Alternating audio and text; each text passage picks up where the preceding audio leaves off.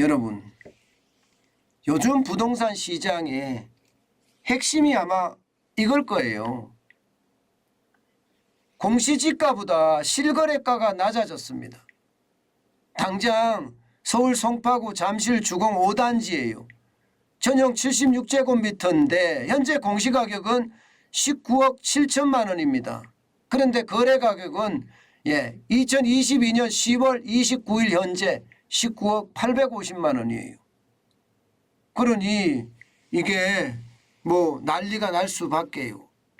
세금을 내는 사람들 입장에서는요, 이게 무슨 일이냐, 이런 진짜 말도 안 되는 그런 상황이 벌어진 겁니다.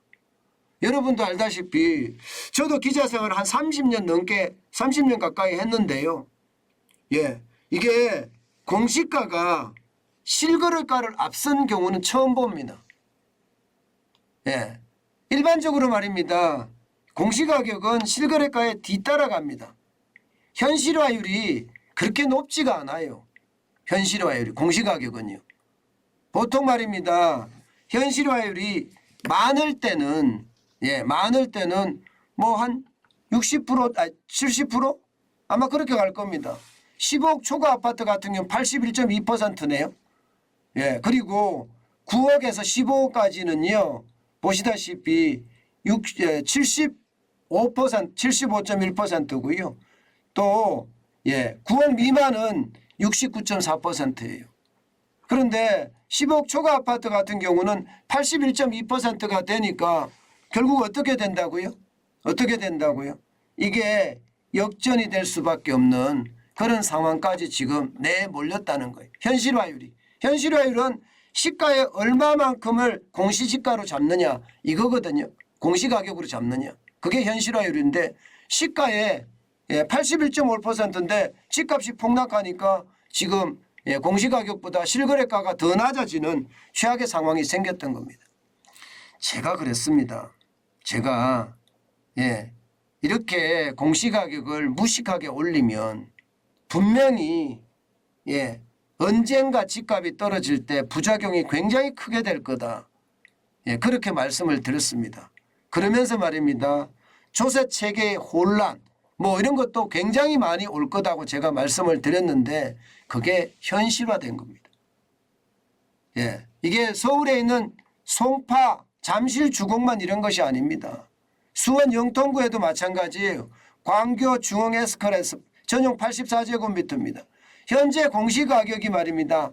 13억 1,400만 원인데 지금 11월 7일 현재 거래가격을 보면 12억 5천만 원이에요.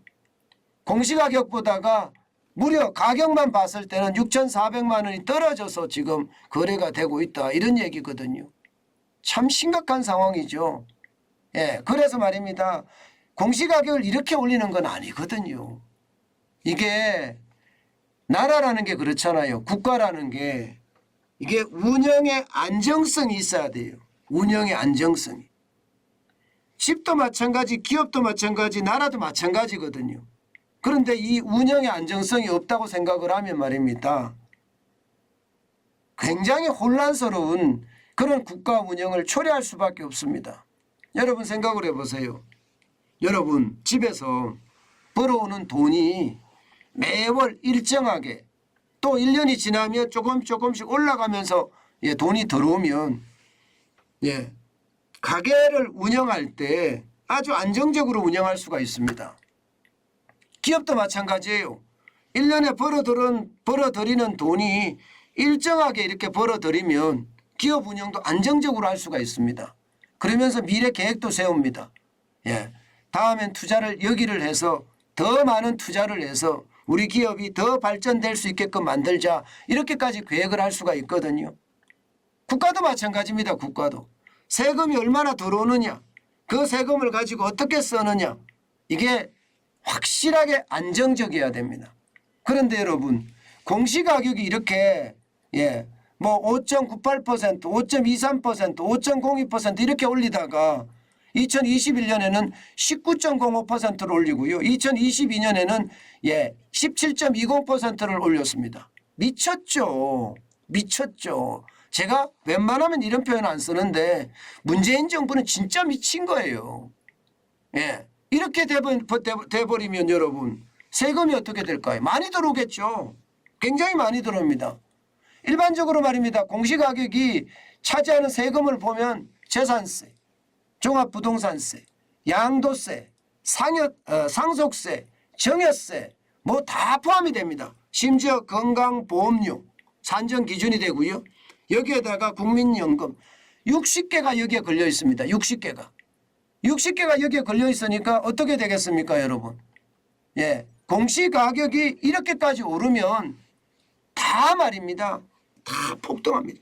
다 폭등합니다. 아마 여러분들도 지금 겪으셨을 거예요. 건강보험료가 얼마나 올랐는지 여러분들도 잘 알고 계시잖아요. 부담스러울 만큼 올랐잖아요. 재산세나 종합부동산세는 또 얼마나 올랐고요. 그런데 여러분 지금 이제 실거래가가 이렇게 무너졌어요. 실거래가가 공시가격보다 무너졌어요. 그러면 정부는 어떻게 할까요? 지금 할 수 있는 게 지금까지 이야기하면 현실화율이 뭐 15억 초과가 81.2%면 2020년 기준으로 돌아간다면 75.3%까지 돌아가야 되거든요. 그럼 돌아가려면 어떻게 할까요? 이거 내려야 됩니다. 이거 내려야 돼. 실제로 정부도 이게 내리겠다 이렇게 움직임을 보이고 있습니다. 이제 2차 공청회를 개최할 예정인데요. 아마 한국조세재정연구원에서 2차 공청회를 개최하면 아마도 공시가격이 내려가지 않을까 이렇게 예상을 합니다. 평균으로 따지면 공시가격이 이게 전체가 한 69% 정도 되거든요. 평균이. 예. 평균이 한 69% 정도 되는데 아파트 말하는 거예요. 69% 수준인데 이게 예. 결국은 2020년 수준으로 내려가지 않겠느냐. 2020년 수준이 평균 죄송합니다. 예. 2020년이 평균이 69% 수준입니다. 그러면 결국 말입니다. 현실화율을 2020년대로 되돌린다. 이런 얘기가 되는 건가요? 그럴 수밖에 없을 거예요. 지금처럼 떨어지면 아마 이게 조세 저항이 진짜 만만치 않을 겁니다. 게다가 올해 조세 저항도 만만치 않을 겁니다. 아마 올해 조세 저항도.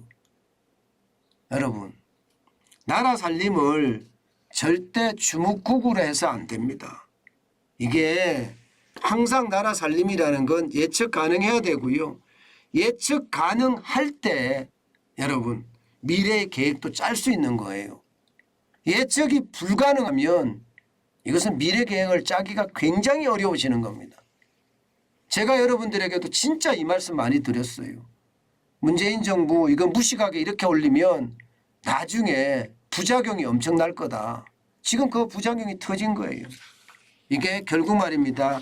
내년부터는 공시가격을 2020년 수준으로 지금 낮춘다고 이야기는 하지만 결국 말입니다.